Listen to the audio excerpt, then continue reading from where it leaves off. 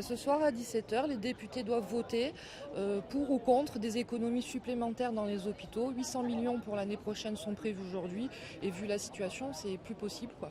Donc on leur demande d'agir pour une augmentation minimum de 5% des budgets et s'ils n'arrivent pas à l'obtenir, de voter contre ce budget qui est complètement inadmissible et qui ne prend pas en compte les difficultés pourtant en lumière depuis toutes les mobilisations qui se développent depuis le mois de mars.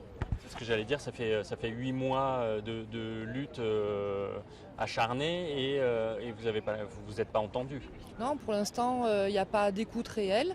On ne prend pas en compte la situation dramatique des hôpitaux qui est en train de se dégrader de plus en plus. Mais bon, c'est des choix qui sont faits. Ça fait 15 ans qu'on subit des lois successives qui déstructurent complètement le système et qui mettent à mal le service rendu à la population et qui développent des conditions terribles pour les salariés qui sont vraiment dans une souffrance quotidienne, quoi.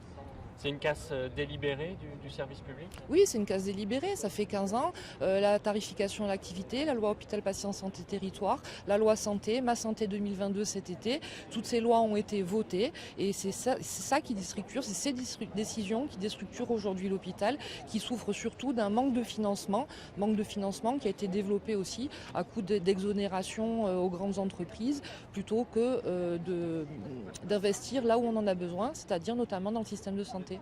Aujourd'hui, on cherche surtout à culpabiliser les patients, à leur dire qu'ils n'ont pas à aller pour rien aux urgences, par exemple.